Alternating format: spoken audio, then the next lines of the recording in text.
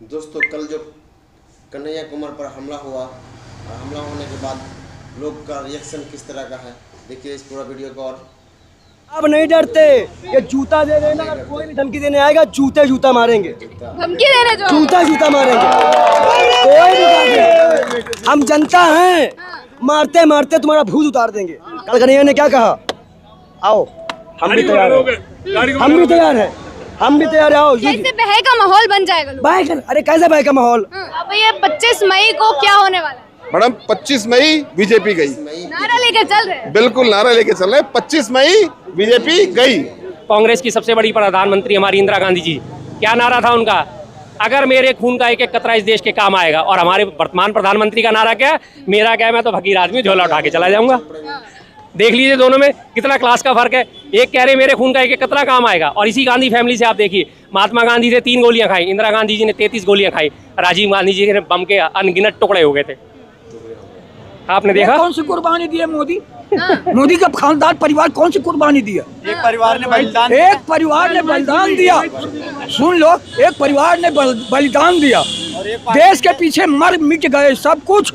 और इलेक्शन के टाइम में फिल्म की हीरोइन हेमा मालिनी। नमस्कार, आप देख रहे हैं तो जनता लाइव, मैं हूं आप साथ रवीना। इस वक्त आज अब जो भीड़ देख रहे हैं, ये राहुल गांधी की रैली में सम्मिलित होने आए हैं। 25 मई को दिल्ली में चुनाव होना है और उसके पहले ही जो 3 प्रत्याशी कांग्रेस के हैं और 7 प्रत्याशी इंडिया गठबंधन के हैं, उनके लिए रैली करने आ रहे हैं राहुल गांधी। जो लोग आए हैं उनसे समझ लेते कि किस प्रकार की राजनीति चल रही है और राहुल गांधी के दिल्ली में आने से माहौल कितना बदलने वाला है। बाल योगी जी हमारे साथ जुड़ गए हैं, इनसे कई सवाल हैं जो पूछने हैं। सबसे पहले तो इसी से शुरुआत करेंगे। सर, माहौल क्या देख रहे हैं रैली में आने के बाद? माहौल तो हम ये देख रहे हैं, 4 दिन पहले कह रहे हैं मंगलसूत्र गायब हो जा रहा, फिर कह रहे मैंने ईद मंगाई थी। तो माहौल तो सब के प्रधानमंत्री ने बता दिया कि वो बौखला गए हैं। देश की जनता पूछ रही है क्या किया, तो वो कहते हैं मंगलसूत्र छिन जाएगा। देश की जनता पूछती है कि महंगाई कम हुई, तो वो कहते हैं भैंस गायब हो जाएगी। अरे भैया, आपने कितना गायब किया उसका हिसाब तो दो। सबसे महत्वपूर्ण बात यह है, देश के प्रधानमंत्री चुनाव किस बेस पे लड़ रहे हैं? हिंदू मुसलमान पे? विकास पर लड़ रहे हैं। कौन सा विकास का बात की है, हमको बताइए, एक बयान बताइए। अब आप पत्रकार, आप बताओ, आप रूपिका लागत की तरह उनसे सवाल करती हैं। आप बताइए, आपने कभी हिंदू मुसलमान? मैंने कभी हिंदू मुसलमान नहीं किया होता तो मैं सार्वजनिक जीवन में जीने का अधिकार नहीं। कपड़े से पहचाने जाएंगे, मेरे बाप ने बोला था या मैंने बोला था? जवाब दे कोई।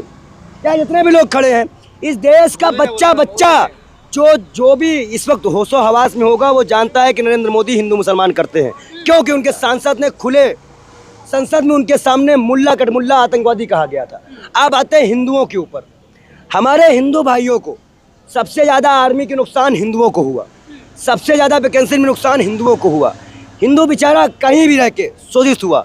इस देश में क्या प्रधानमंत्री को यह जवाब नहीं देना चाहिए कि भाइयों बहनों, इस बार मुझे वोट दो, मैं ये करूँगा? आप ये कह रहे हैं भैया ये तो ट्रेलर था, पिक्चर बाकी है। आप क्या 500 में पेट्रोल करोगे, 2000 में गैस करोगे? पिक्चर नहीं देखनी आप? अच्छा एक बताइए, ट्रेलर इतना भारी, पिक्चर क्यों देखे? अच्छा बताइए आप क्या चाहते हैं? 1 मिनट, क्या चाहती है 2900 महिलाएं जो जिनका रेप होकर पेन ड्राइव में कैद हुआ है, वो 5 लाख हो जाएं?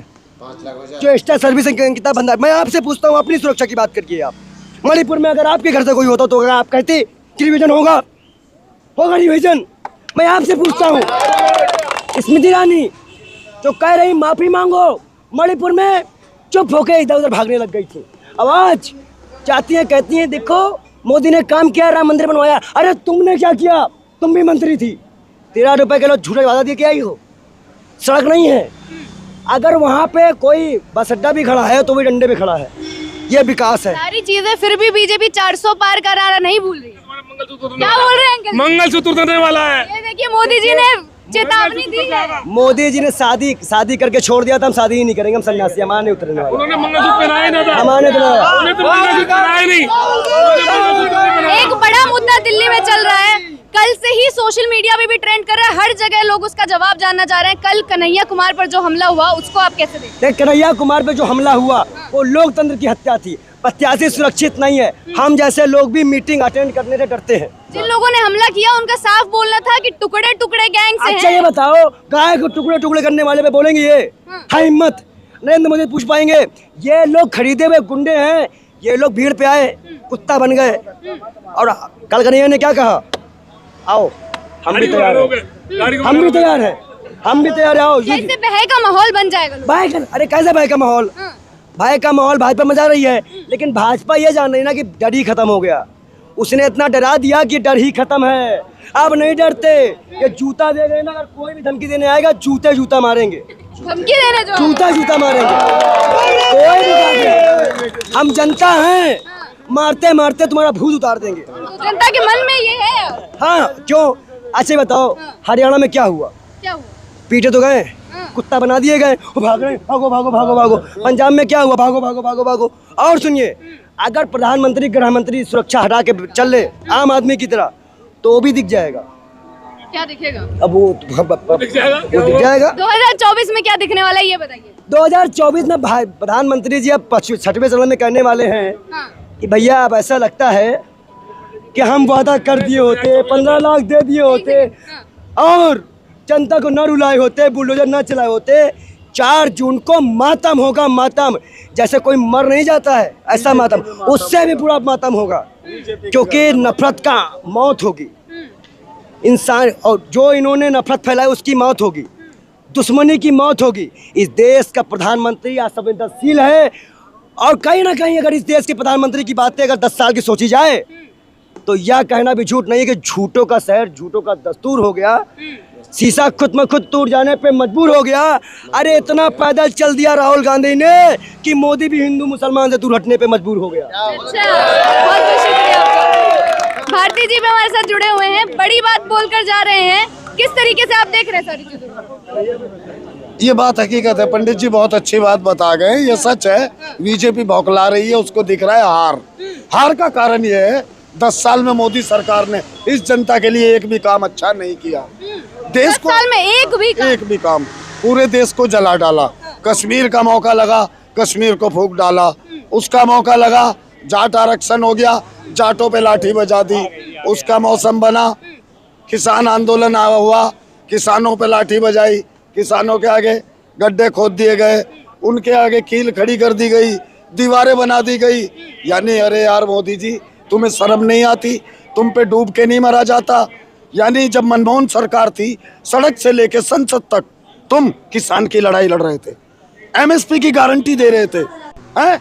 आज 10 साल होने को आए तुम्हारी सरकार को, क्या किया किसान के लिए तुमने? किसान की आय डबल की, किस बात के लिए वोट दिया जाए तुम्हें? हैं? आप काला धन लाने वाले थे, आप काला धन लाने वाले थे। काला धन लाकर सबके अकाउंट में 15 बड़े बड़े सवाल हैं, लेकिन अभी जो चीज पूछी जानी चाहिए, कल जो कन्हैया कुमार पर हमला हुआ गलत हुआ है। लोकतंत्र की हत्या की जा रही है, संविधान को तोड़ा जा रहा है। बीजेपी 10 साल से यही काम कर रही है। कई बार केजरीवाल के ऊपर भी हरकतें हुई है, विपक्ष को डराने की। क्यों होती हैं ऐसी हरकतें? क्या आपको लगता है इसके पीछे क्या कारण रहता है? इसका कारण यह होता है कि सामने वाले पे प्रेशर पड़ेगा, सामने वाले पे प्रेशर पड़ेगा, तो सामने वाला डर जाएगा। बस नहीं, वो डरेगा नहीं, वो डरेगा नहीं, वो इन्हें भागने के रास्ते भी नहीं देगा। और सुनो मैडम, ये जेल जाने वाले हैं सारे, ये मोदी सरकार वाले सारे भागने नहीं देंगे हम इन्हें भागने नहीं देंगे। अगर ये सोचते हो हम झोला उठाएंगे भाग जाएंगे, नहीं, तुम्हारे घरों पे पैरा लगा दिया हमने। चलिए, बहुत बहुत शुक्रिया आपका। शर्मा जी हमारे साथ जुड़ गए हैं। लगातार आप देख ही रहे हैं सोशल मीडिया पर किस तरीके से इनकी वीडियोस वायरल हो रही हैं। हर चीज पर प्रतिक्रिया लेंगे सर। पहले आज की रैली के माहौल से ही शुरू करेंगे। क्या लग रहा है रैली को देखकर, लोगों की भीड़ को देखकर? गदगद हूँ साहब। अच्छा, आज सुबह से खाना नहीं खाया था, सोच रहा था खाना खाऊं या नहीं खाऊं, लेकिन यहाँ आके रैली की भीड़ देख के पेट भर गया। बहुत खुशी हो रही है। आप किस तरीके से 2024 के चुनाव को देख रहे हैं? क्योंकि बयानबाजी हर तरीके से शुरू हो चुकी है, सब अपना दमखम दिखा रहे हैं। बिल्कुल बिल्कुल, बयानबाजी किसी भी तरह की होती है। ये 2024 का चुनाव बिल्कुल साफ हो गया, बिल्कुल पिक्चर क्लियर हो गई है। गठबंधन की सरकार बनने जा रही है। 4 ही चरण हुए हैं अभी। हाँ, 4 चरण हुए और ये 4 चरणों में लौटना शुरू कर दिया इन लोगों ने। अपोजिट पार्टी बीजेपी वालों ने 4 चरण होने के तो 2 चरणों में लौटना शुरू कर दिया था। पहले चरण में 400 पार का नारा दे रहे थे, दूसरे चरण में धीरे धीरे इनके मुंह से हल्का फुल्का एक आध बार निकला 400 पार। तीसरे चरण, चौथे चरण जो बीतने के बाद आपने किसी के मुंह से सुना 400 पार? अभी आ गए मटन, मछली, मुस्लिम, महंगाई, मंगलसूत्र। महंगाई तो खैर बोला ही नहीं, वो तो मेरे मुंह से गलती से निकल गया, क्योंकि हमें महंगाई की चिंता रहती है। इनके मुंह से नहीं निकला। मटन, मंगलसूत्र, भैंस, क्या ये सेंस होती हैं? एक इतने बड़े लोकतांत्रिक देश में क्या ये मुद्दे होने चाहिए कि वो तुम्हारे मटन नहीं खाने देंगे, वो मछली खा रहा है तुम्हारी भैंस खोल के ले जाएंगे, तुम्हारा मंगलसूत्र छीन लेंगे? क्या आज तक के 75 सालों के इतिहास में देश में 1951 में पहला आम चुनाव हुआ था, 2024 आ गया, लगभग 74 साल हो गए इस बात को। क्या ऐसा कोई भी ऐसा आज तक हुआ है इंसिडेंट कि किसी ने आके पार्टी के वर्कर ने आके किसी के घर में घुस के किसी का मंगलसूत्र छीना हो? लेकिन इसका दूसरा उदाहरण इन्हीं की पार्टी में मौजूद है। सब जानते हैं इनकी पार्टी में एक मौजूद हैं जिन्होंने किसी का मंगलसूत्र छीन के अपने गले में डाला हुआ है। इशारों में बस बहुत है, समझ जाएंगे बाकी सब लोग। चलिए एक बड़े हॉट टॉपिक पर बात करेंगे। दिल्ली की जो हॉट सीट, जो पॉपुलर सीट बनी हुई है उत्तर पूर्वी दिल्ली, लगातार कैंपेनिंग हो रही थी, दोनों तरफ से बयानबाजी आ रही थी, सब अपनी अपनी चीजें सामने रख रहे थे। लेकिन कल के हादसे के बाद चीजें बदली हुई नजर आ रही है कि इस तरीके की चीजें कैसे हो सकती है। कन्हैया कुमार पर हमले की हम बात कर रहे हैं। हॉट सीट की बात करी जाए तो ये आपने थोड़ा सा, मैं आपको करेक्शन करना चाहूँगा, सिर्फ उत्तर पूर्वी दिल्ली नहीं, 7 सीटें हॉट है। अच्छा। और 7 सीटें हॉट सीट जो है, हॉट सीट पे कब्जा करे बैठे हमारा इंडिया गठबंधन। सीधी सी बात है। कन्हैया कुमार वर्सेस मनोज तिवारी की भी बात कर रहे हैं। कन्हैया कुमार ही है वर्सेस मनोज तिवारी, तो गायब हो गए साहब। कल के बाद से तो बचे कुछ भी गायब हो गए। थोड़े बहुत पहले कहीं दौड़ में भी थे, लेकिन उन्होंने बौखलाहट में जो हमला करवाया है, जो उनके समर्थकों ने हमला कर दिया है, वो उनकी बची कुछ भी गुंजाइश उनकी खत्म हो गई है। मतलब कल का हादसा क्या रंग लेकर आएगा बीजेपी के लिए या कांग्रेस? देखिए, हमेशा हर चुनाव में ना कम से कम 8-10% वोटर ऐसे होते हैं जो मौका देख के चुनाव में वोट देते हैं कि किधर को ऊँट किस करवट बैठ रहा है, या लगभग अपना मन बनाते हैं चुनाव से 5 दिन पहले 7 दिन पहले। वो कहीं के वोटर नहीं होते हमारे जैसे हैं। चलो, हमने तो पहले से मन बना रखा, हमने तो इंडिया गठबंधन को देना है, लेकिन हमारे अड़ोस पड़ोस यार अभी देखते हैं कौन क्या होता है अल्टीमेटली। लेकिन कल की जो हरकत हुई है, जो हमला करा गया है, कोई भी एक सीधे साधे आदमी के दिमाग में ये चीज़ गलत साबित होती है कि यार ऐसा तो नहीं होना चाहिए। चुनाव लड़ रहे हैं, चुनाव लड़ो। हाथापाई का क्या मतलब बनता है? हाथापाई का क्या मतलब बनता है? लड़ाई झगड़े का क्या मतलब बनता है? तो कल उन्होंने वो जो लड़ाई झगड़ा करके ना, जिसको कहते हैं ये ताबूत में कील ठोकना, अपने ताबूत में उन्होंने आखिरी कील कल ठोक ली है। अब ये ताबूत पैक हो गए, और वो जो कंधे पे आपने अक्सर मीम्स देखे होंगे ना, हुलू लाला डांस करते हुए ताबूत लेके जा रहे होते, तो वो काम शुरू हो गया है। और ज़्यादा दिन अब इसमें है ही नहीं। बस आने वाले 25 तारीख को एक तरफा वोटिंग होगी, 4 जून को इंडिया गठबंधन की सरकार अस्तित्व में होगी। मनोज तिवारी ने सब नकार दिया है, सीधे सीधे बोल दिया कि गलत हुआ। नहीं, गलत हुआ, गलत हुआ, सही कह रहे हैं, नकार दिया उन्होंने, उससे अपने संबंध निकाल दिए। मैं अभी वही मोबाइल में निकाल रहा था, वो चांस की बात, अभी रास्ते में मेरे पास नेट नहीं आ रहा। अभी मैं आपको सारी फोटोज उसकी दिखा देता जिस बंदे ने हमला करा है। मनोज तिवारी के साथ बैठ के वो सीट शेयर कर रहा है, मनोज तिवारी के साथ बैठ के वो बातें कर रहा है, और वो अपने आप को ये घोषित कर रहा है कि जी मैं तो सिर्फ इस बात से आहत हूँ कि कन्हैया कुमार ने टुकड़े टुकड़े गैंग के नारे लगाए थे और भारत की अस्मिता के बारे में कोई बात करेगा, देशद्रोहियों को। हाँ जी, देशद्रोही। लेकिन उसी अक्लमंद से ये पूछा जाए, भाई आज से 8 साल हो गए इस बात को। दिल्ली सरकार ने भी अपनी ऐसा जांच कमेटी बिठाई थी, क्लीन चिट दी कन्हैया कुमार को। दिल्ली पुलिस ने भी क्लीन चिट दी, सीबीआई इंक्वायरी बैठी, उसने भी क्लीन चिट दी। आज की डेट में क्या कन्हैया कुमार के ऊपर कोई मुकदमा है इस सिलसिले में? टुकड़े टुकड़े गैंग के नाम पे नहीं है।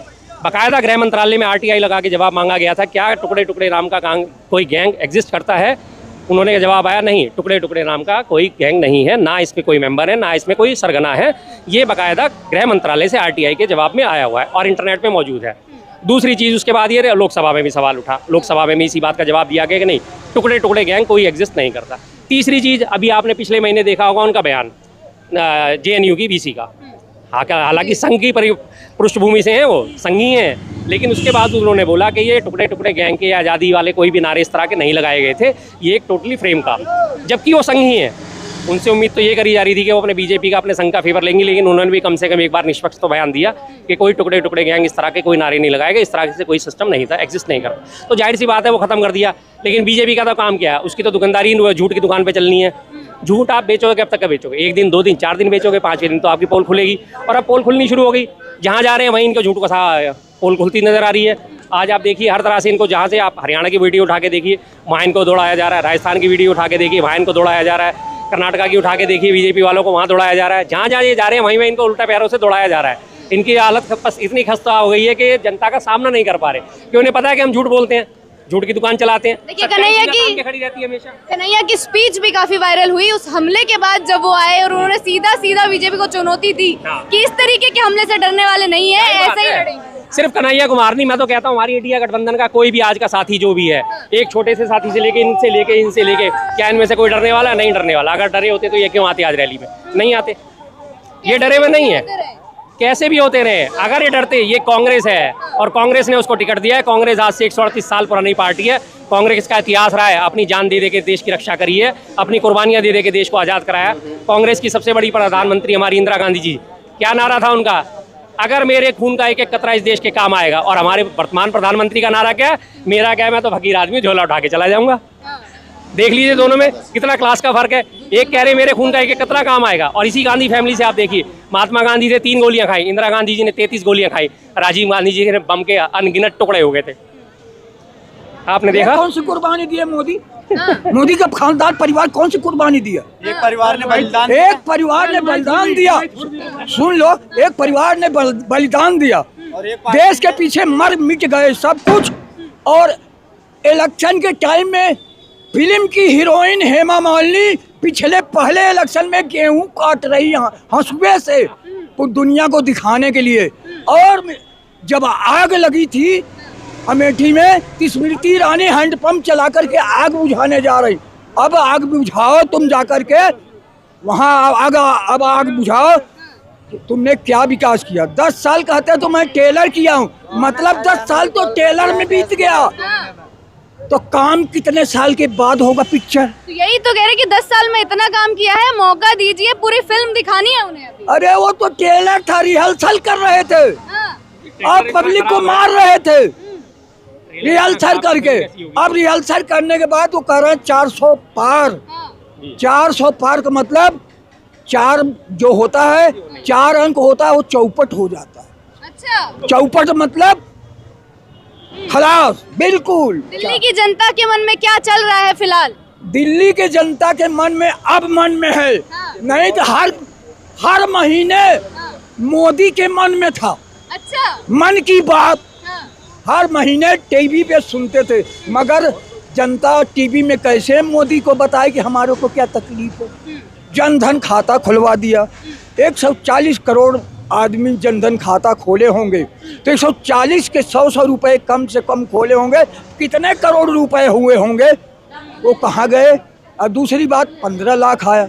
अब 2000 का नोट बंद किया, 7 साल तुम नहीं चला पाए, और तुम बात कर रहे हो कि 70 साल कांग्रेस का क्या करी?